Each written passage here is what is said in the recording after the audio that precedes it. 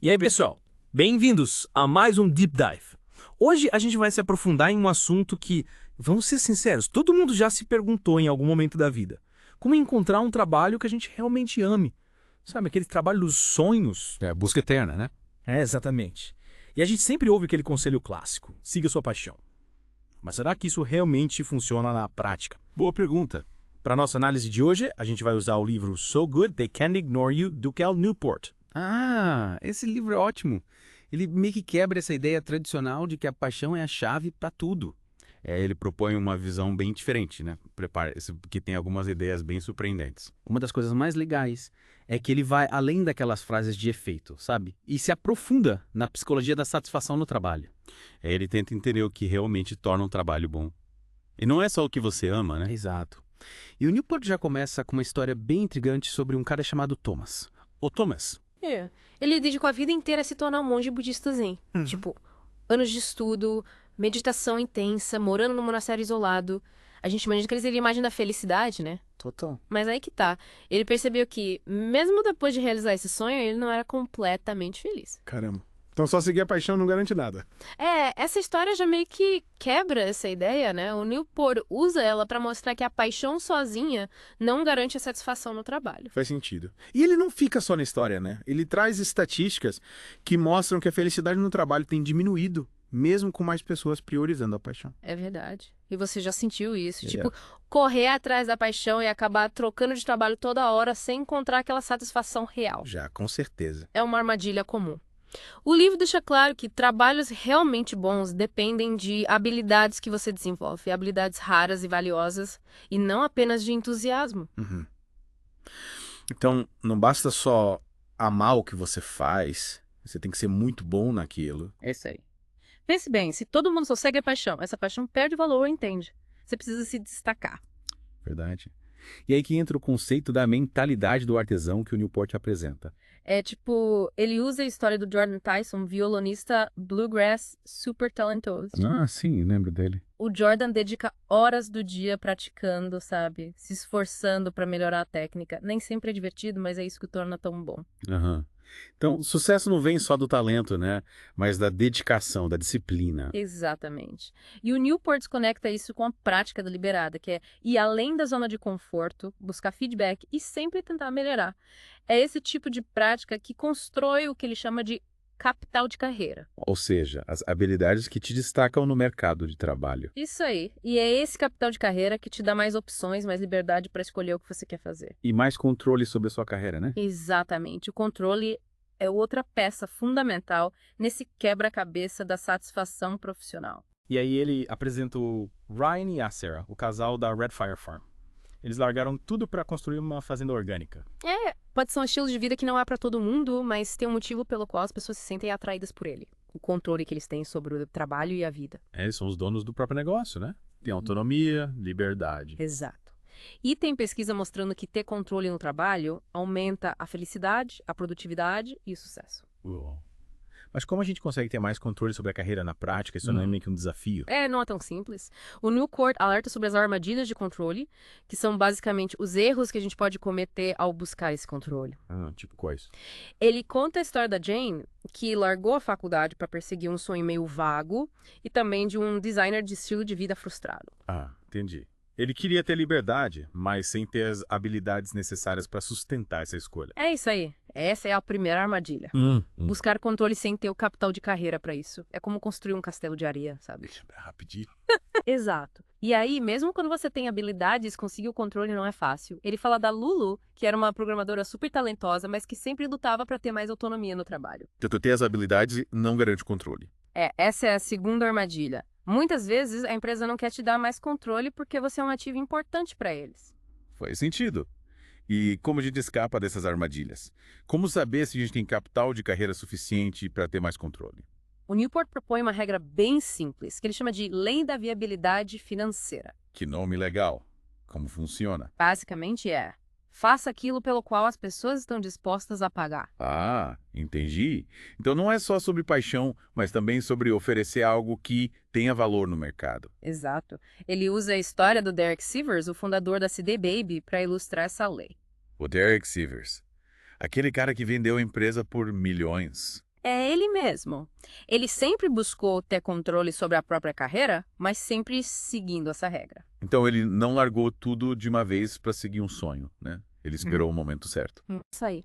Ele esperou até ter a segurança financeira para poder fazer a transição. E ele fez o mesmo com a CDB Baby, começou pequeno e foi crescendo aos poucos. Que inteligente. Ele não caiu na armadilha de querer ter controle antes da hora? Ele se certificou de ter as habilidades e os recursos para sustentar a ambição dele. É uma lição importante para todos nós. Acho que a gente tende a romantizar essa ideia de largar tudo e seguir a paixão, né?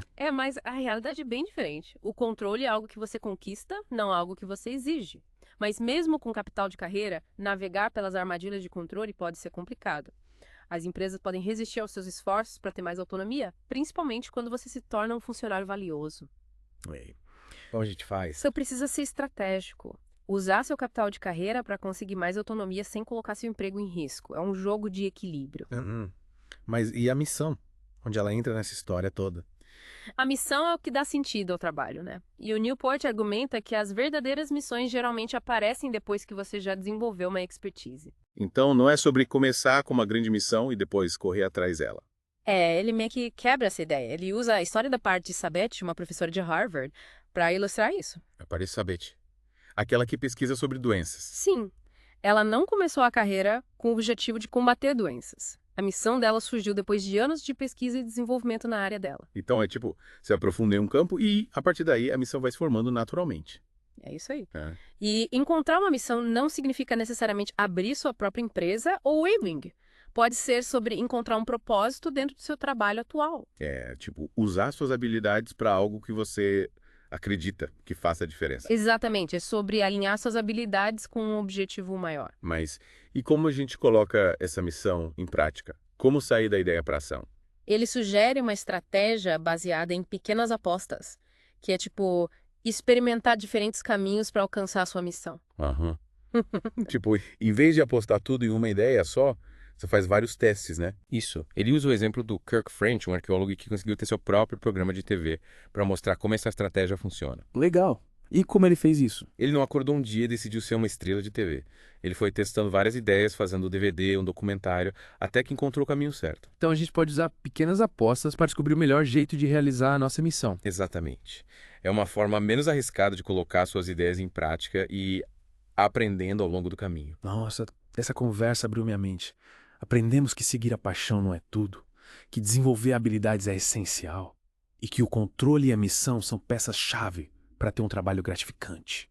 E o mais importante é que esses princípios podem ser aplicados por qualquer pessoa, né? É verdade?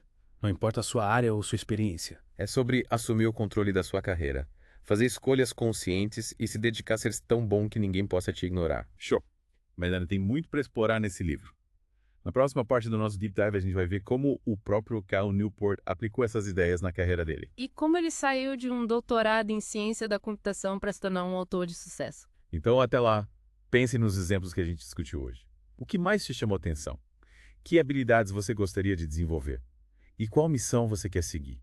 Lembrem-se, construir uma carreira que você ama é uma jornada. Sobre aprender, experimentar e se adaptar constantemente. A gente vai ser na próxima parte para finalizar nosso mergulho profundo. Até lá.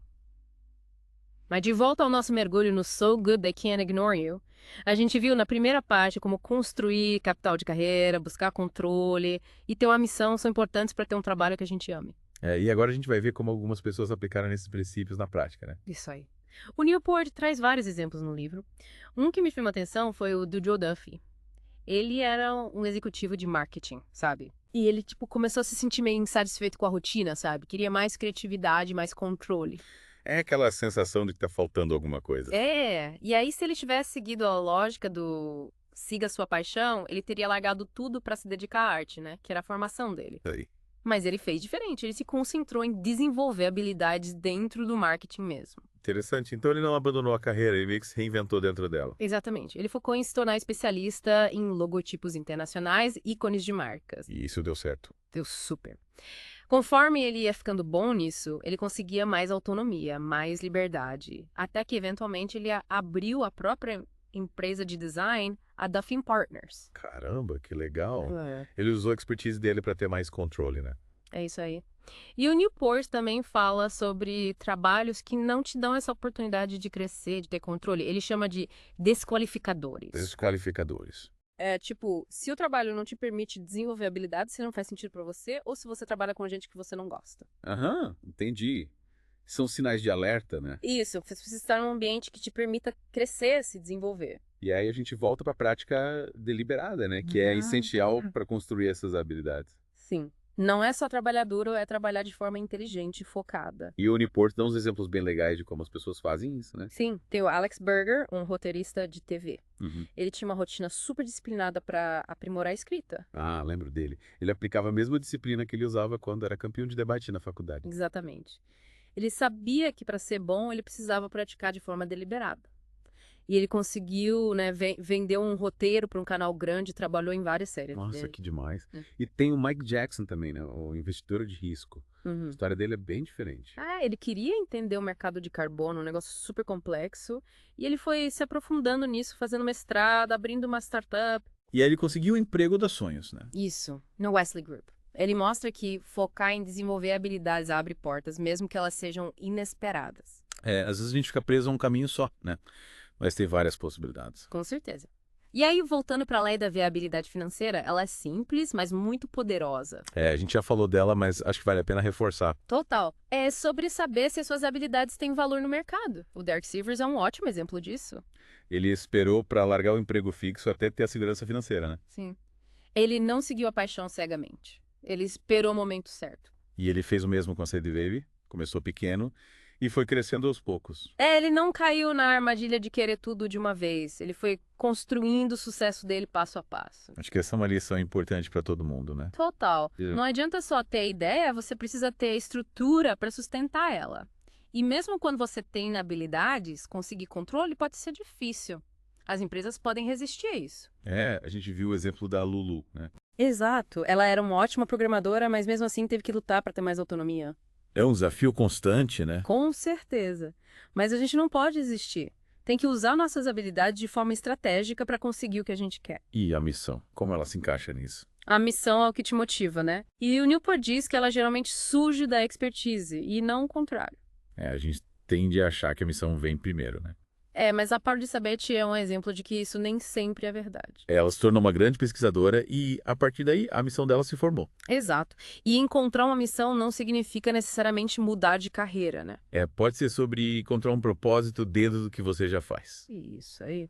E para colocar a missão em prática, o Newport sugere as pequenas apostas. A gente já falou sobre isso, né? Experimentar diferentes caminhos, tipo o Kirk French fez. Ele testou várias ideias até conseguir o programa de TV. E essa é uma ótima estratégia para a gente também. Em vez de arriscar tudo de uma vez, a gente pode ir testando, aprendendo, até encontrar o caminho certo. Exatamente. Esses exemplos mostram que a gente pode construir uma carreira que a gente ama, né? Com dedicação, estratégia e um pouco de coragem para sair da zona de conforto. Isso aí. E na próxima parte a gente vai ver como o próprio Cal Newport fez isso. Ele aplicou tudo o que ele prega no livro, né? Sim. E a história dele é bem inspiradora. Então, até a próxima parte para a gente finalizar esse mergulho. De volta para a última parte do nosso Deep Dive no So Good They Can't Ignore You. A gente explorou bastante os princípios, né? Construir capital de carreira, buscar controle e encontrar uma missão. Isso aí. E agora a gente vai ver como o próprio Cal Newport aplicou tudo isso na carreira dele. A prática, né? Ver como ele usou as próprias ideias.